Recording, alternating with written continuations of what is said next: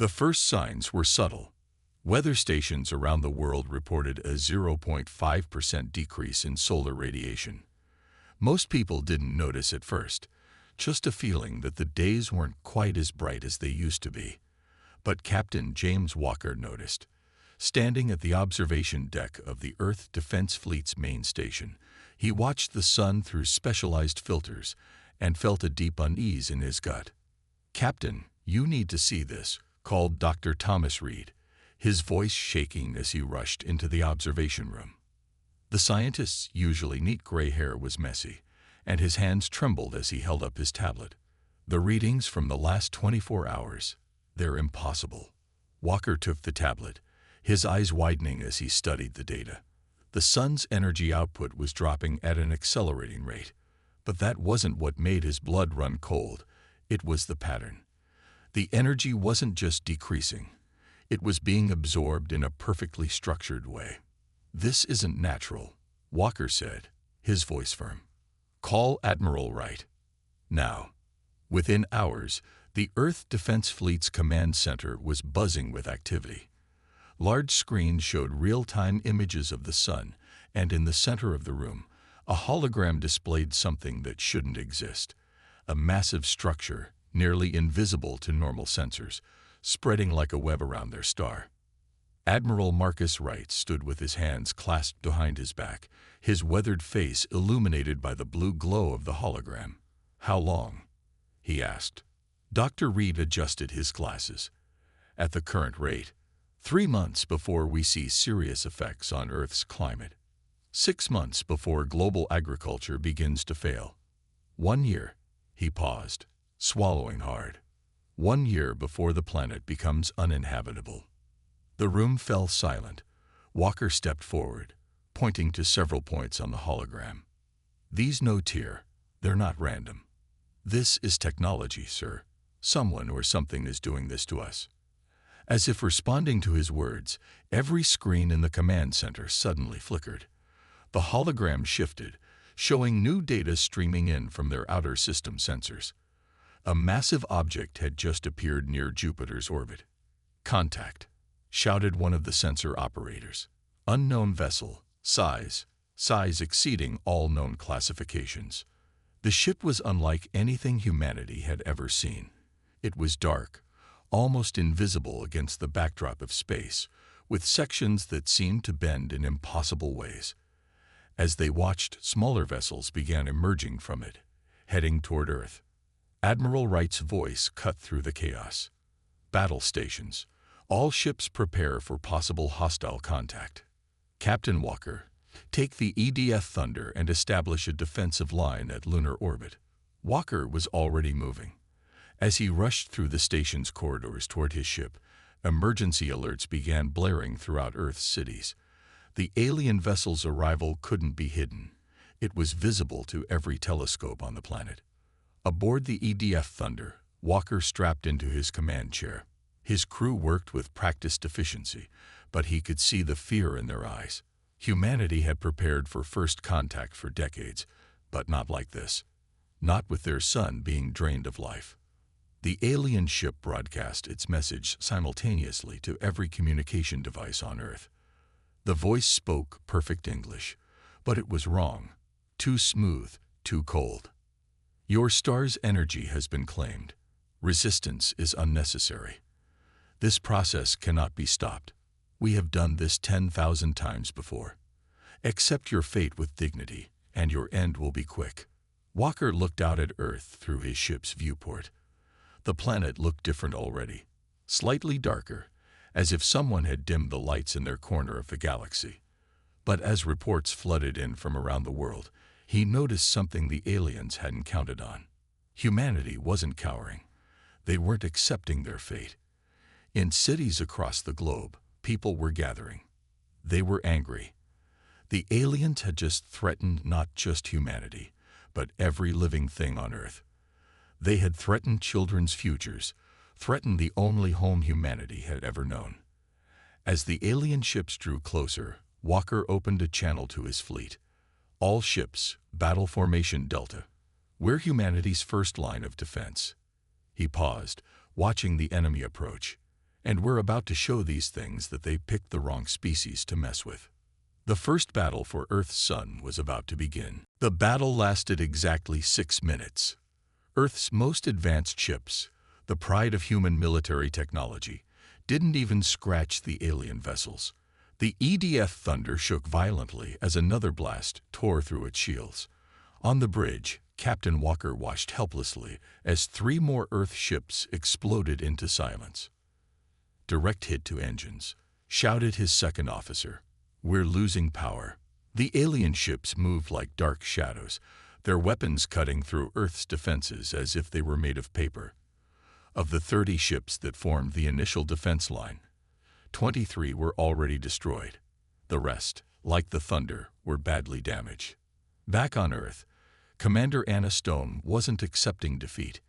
In her underground lab at the Global Defense Research Center, she noticed something odd on her monitors.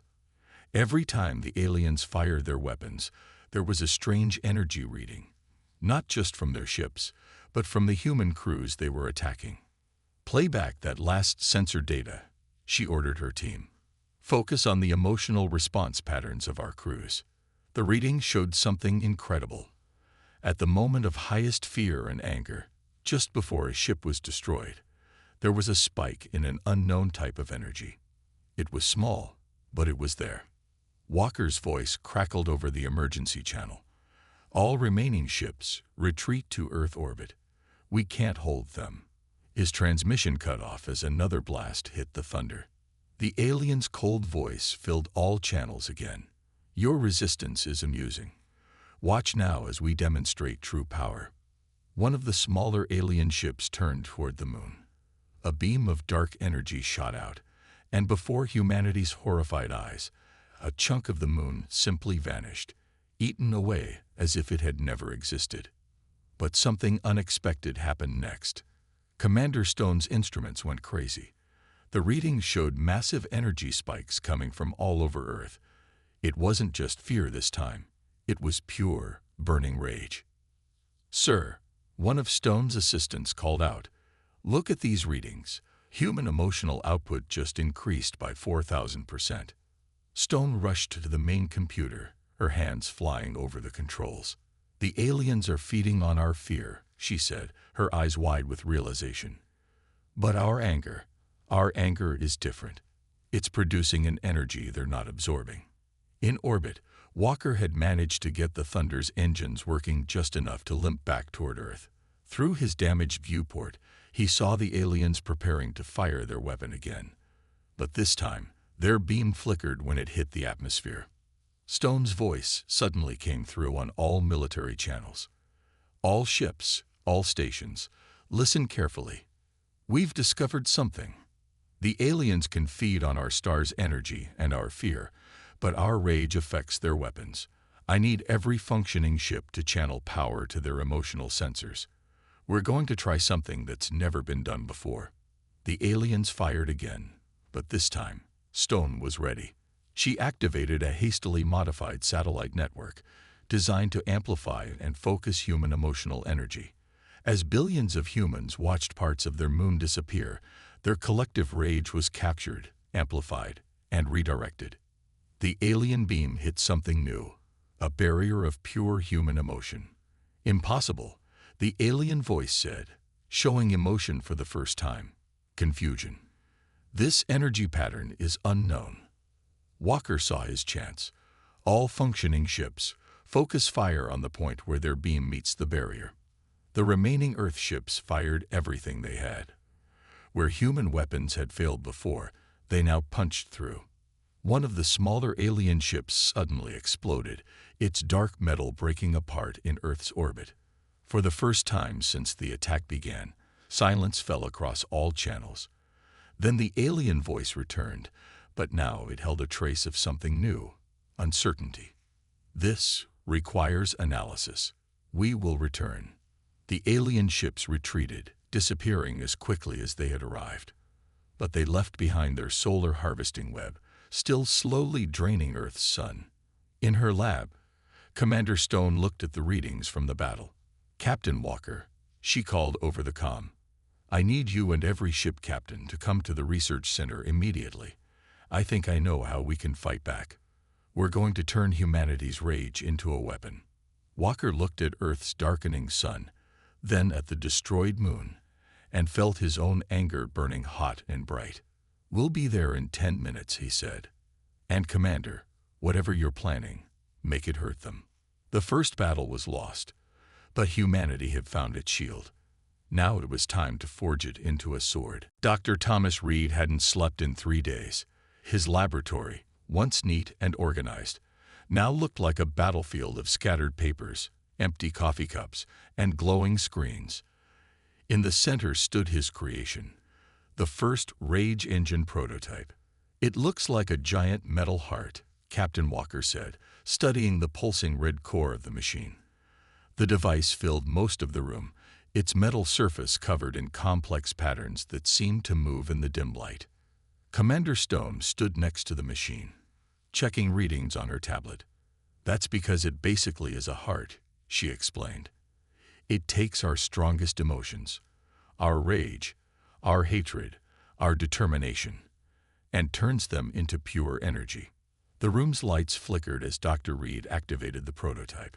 Above them, through the reinforced glass ceiling, the darkening sky served as a constant reminder of their deadline. The alien web around the sun was stealing more light each day. The first tests were interesting, Dr. Reed said, his tired eyes lighting up with excitement. "Watch this." He pressed a button, and a small cylinder of alien metal, salvaged from the destroyed ship, floated in a testing chamber. The Rage engine hummed louder. Reed turned to the small group of military leaders gathered in the lab. "Think about what they did to the moon. Think about what they're doing to our sun. Focus on your anger." The engine's core pulsed brighter. Suddenly, a beam of red energy shot out, hitting the alien metal. Where their strongest weapons had failed before, this beam cut through the material like it was paper. Admiral Wright stepped forward, his face illuminated by the engine's glow. "How soon can we build more?" "That's the challenge," Commander Stone said. "We need more power. Much more. The anger of a few people isn't enough to fight their entire fleet." She paused, bringing up a global map on the main screen. "So we've designed something bigger. Much bigger." The map showed hundreds of red dots spread across Earth. "Emotion harvesting facilities," she explained. "We'll channel the rage of billions of people. Every human on Earth becomes part of our defense system. And they've given us plenty to be angry about," Walker added, looking at the broken moon hanging in the sky. Construction began immediately. Around the world, massive structures rose from the ground, each one an amplifier for human emotion. People lined up by the thousands to connect to the network, their anger at the aliens fueling humanity's new weapon. In the testing chamber, Lieutenant Robert Gray sat in the pilot's seat of a modified fighter, connected to a smaller version of the Rage engine. He was chosen as the first test pilot for his unique combination of combat skills and emotional control. "Remember," Dr. Reed's voice came through his headset, "don't fight the anger. Channel it. Direct it. Make it yours." Gray closed his eyes, thinking of his family's farm withering under the weakening sun. His hands gripped the controls tighter as rage filled him. The engine responded, its energy flowing through the ship's new weapons. The test target, another piece of alien metal, disintegrated instantly. "It works," Commander Stone whispered. Then louder, "It works. Get me Admiral Wright. Tell him Project Fury is ready for full production." But their success brought consequences. That night, as the first full-sized Rage engine was being installed in the EDF Thunder, the aliens returned. This time, they sent only a small scout ship. It appeared suddenly over the Pacific Ocean, its dark surface reflecting the dim sunlight. Its message was different this time. "We sense a new energy pattern from your world. This is unexpected. Explain." Walker, standing on the Thunder's bridge, smiled grimly. "How about we show you instead?" He turned to his crew. "Connect to the new engine. Remember what they did to us. Remember what they're still doing to our sun. Show them what human rage feels like. The Thunder's new weapons powered up, glowing with red energy. Before the alien ship could react, humanity's anger was made manifest in a blast that lit up the night sky. The scout ship, caught completely by surprise, broke apart in a spectacular explosion. In the silence that followed, Walker sent a message of his own. That was just one ship with one engine. We're building thousands. Come back again, and you'll find out what happens when you make an entire planet angry. The aliens didn't respond, but deep in space, their main fleet began to move. The real test of humanity's new weapon was about to begin. Operation Fury began at dawn, though it was hard to tell anymore.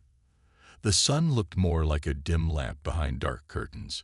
The alien web had stolen almost 30% of its light.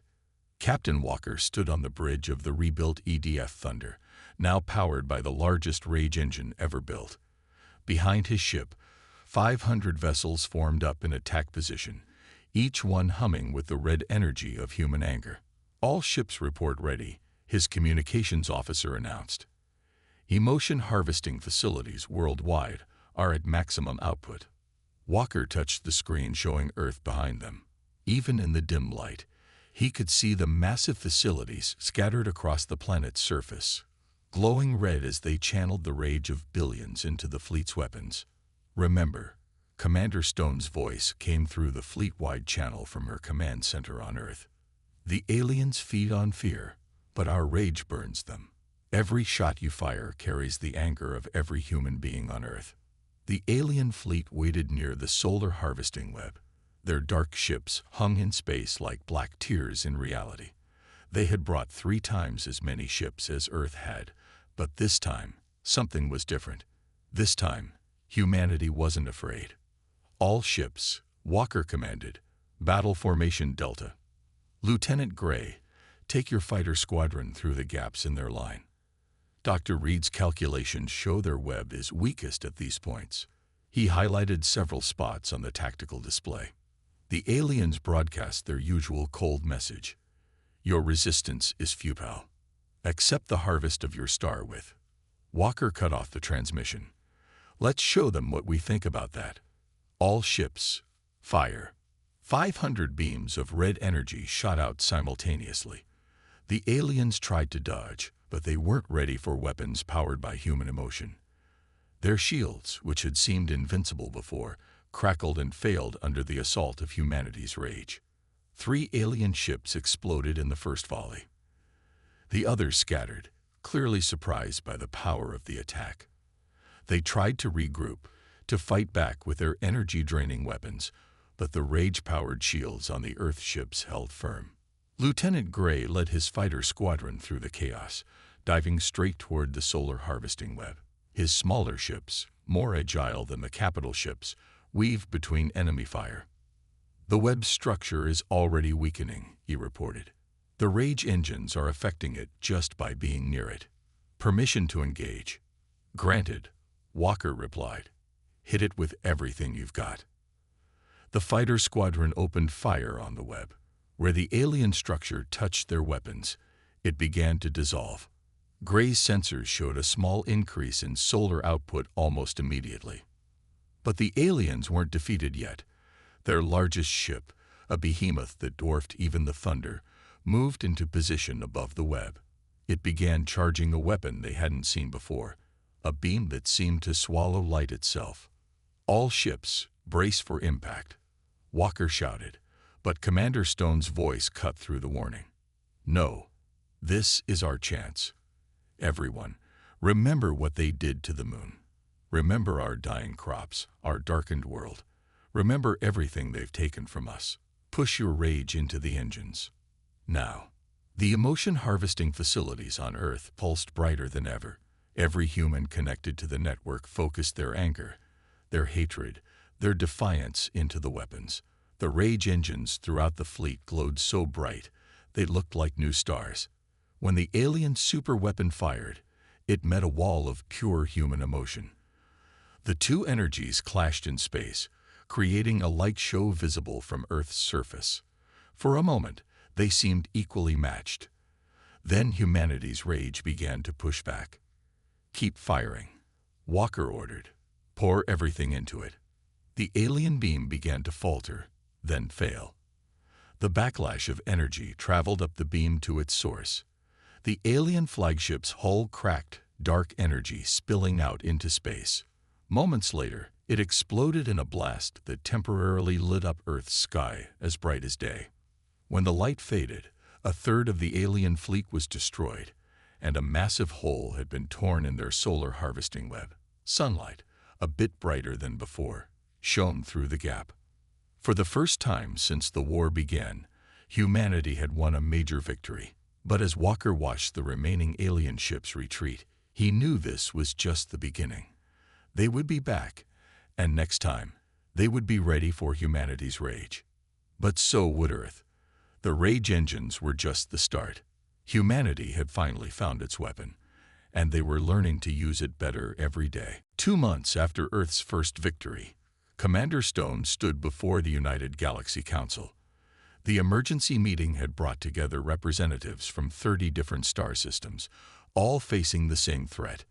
The chamber was filled with beings of all shapes and sizes, but they shared one thing: their suns were being harvested. "The Voidmakers didn't expect us to fight back," Stone said, her voice firm as she addressed the alien delegates. "They didn't expect us to turn our emotions into weapons. But most importantly, they didn't expect us to share our discovery." Behind her, a hologram showed the latest rage engine design. Dr. Reed had made it adaptable to any species capable of strong emotions. The design was simpler now, more efficient. What once filled a room could now fit in a small ship. "We've already helped the Alpha Centauri colonies build their first engines," she continued. "Their test results show that any strong emotion, not just human rage, can power the weapons.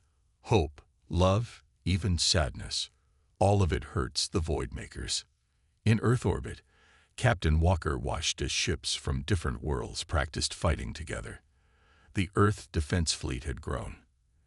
Alien vessels, now equipped with their own versions of rage engines, flew alongside human ships. Their weapons glowed in different colors: blue, green, purple, each powered by their species' unique emotional energy. Lieutenant Gray's fighter squadron had alien pilots now.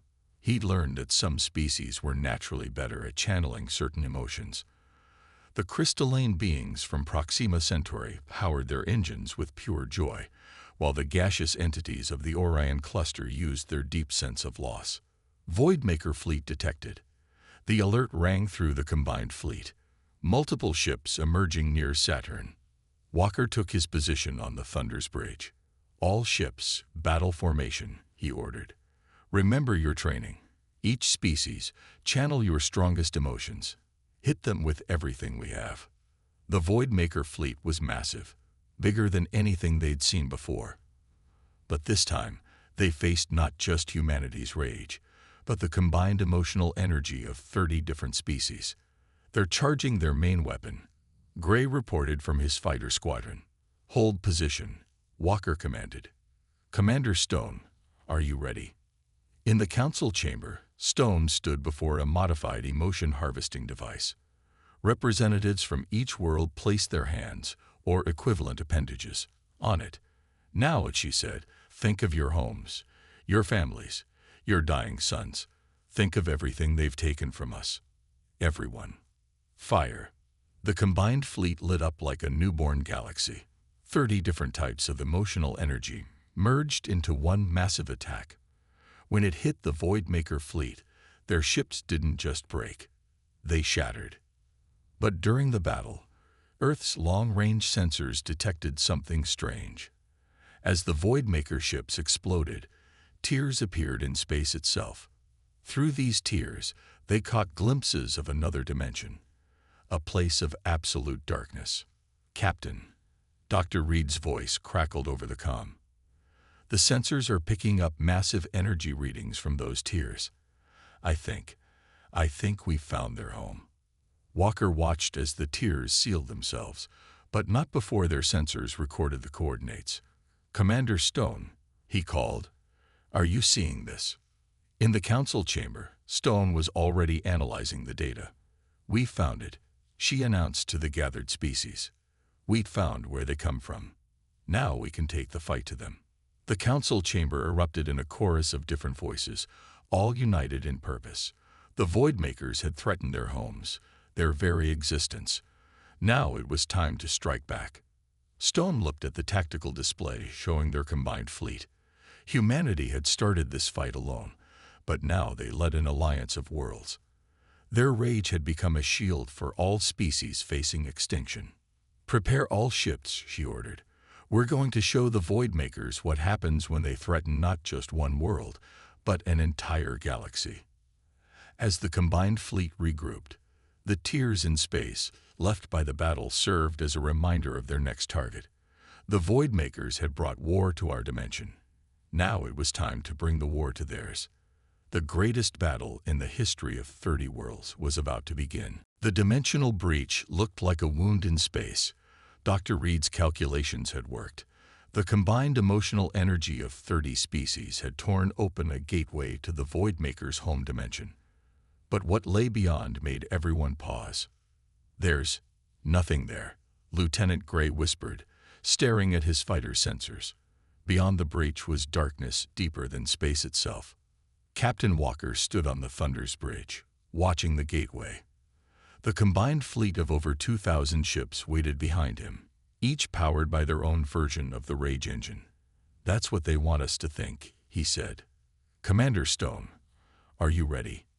From her position on Earth, Stone monitored the massive network of emotion harvesting facilities. "All species are channeling their energy at maximum power. Dr. Reed, begin the scan." Reed activated the new dimensional sensors they'd developed. The darkness beyond the breach slowly came into focus on their screens. What they saw made even the bravest crews gasp. The Voidmakers' dimension was filled with stolen light. Countless stars hung suspended in their harvesting webs, each one slowly dying. Among them floated the dark cities of the Voidmakers, massive structures built from the energy they'd stolen from thousands of civilizations. "Those are our stars," the Proxima Centauri captain said, her crystalline form glowing with fierce joy. "They've been storing them here."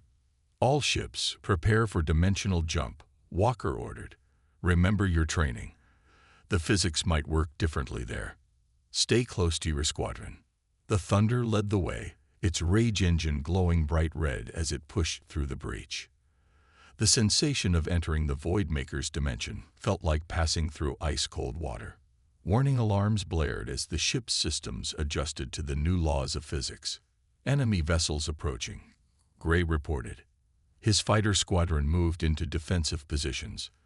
"They look different here." In their home dimension, the Voidmakers showed their true form. Their ships were part of them, massive beings of living darkness that fed on light itself. They moved like liquid shadows, surrounding the fleet. "You dare enter our realm." Their voice echoed through all communications channels. "Your emotions cannot save you here. This is the domain of eternal dark." Commander Stone's voice cut them off. "Now, Dr. Reed." Reed activated the upgraded Rage engines.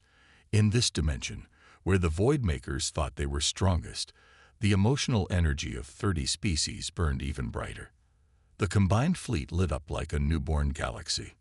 The Voidmakers screamed, a sound of genuine fear. In their own dimension, the light and emotion-powered weapons didn't just harm them. It undid them. "Push forward," Walker ordered. "Target their harvesting networks. Free the stars." The battle that followed was unlike anything in human history. Ships weaved between captured stars, their emotional energy cutting through the dark webs that held them. Each freed star began to pulse with its natural light again, further weakening the Voidmakers. But the enemy was countless in number here. For every Voidmaker they destroyed, 10 more emerged from the darkness. The fleet's shields were failing under their endless attacks. "We need more power," Stone shouted. "Everyone, remember what they took from us. Remember the worlds they've killed." The emotion harvesting facilities on 30 worlds pulsed with unprecedented energy. But it wasn't enough. The Void Makers were pushing them back toward the breach. That's when Walker saw it, a massive structure at the heart of this dark dimension. "Dr. Reed," he called, "scan that central point." "What is it?" It's their anchor," Reed replied, his voice filled with excitement. "It's what keeps their dimension stable enough to store all this stolen energy." Walker looked at his damaged ship, then at the freed stars trying to escape the Void Maker's grasp. He made his decision. "All ships retreat through the breach," he ordered. "Get our stars home." "Captain." Stone's voice was urgent. "What are you doing?" "What needs to be done?" Walker replied. "The Thunder's rage engine is damaged. It's going to overload anyway. Might as well make it count." Before anyone could stop him, Walker turned his ship toward the dimensional anchor. The Thunder's failing rage engine screamed as he pushed it beyond its limits, channeling not just his own rage, but his determination to end this threat forever. "Captain, wait," Stone called. But the Thunder was already diving toward its target, glowing brighter than a supernova, carrying humanity's final answer to the Void Maker's darkness. The explosion of the Thunder lit up both dimensions like a new star being born. Captain Walker's sacrifice did more than destroy the Void Maker's dimensional anchor. It started a chain reaction that no one had expected. Commander Stone watched from Earth's command center as the sensors told an incredible story. "The dimensional walls are collapsing," Dr. Reed announced, his voice filled with awe. "But it's controlled. The freed stars, they're finding their way home." Across the galaxy, stolen suns began returning to their original positions. The light of countless civilizations, trapped for centuries in the Void Maker's dimension, burst free. Lieutenant Gray led the combined fleet in protecting these stars as they traveled, ensuring no remaining Void Makers could recapture them. Multiple suns approaching their home systems, the Proxima Centauri captain reported, her crystalline form glowing with joy.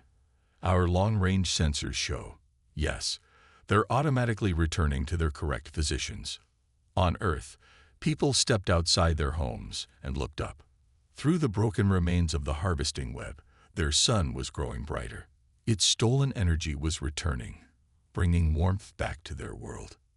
3 days after Walker's sacrifice, the first true dawn in months broke over Earth's horizon.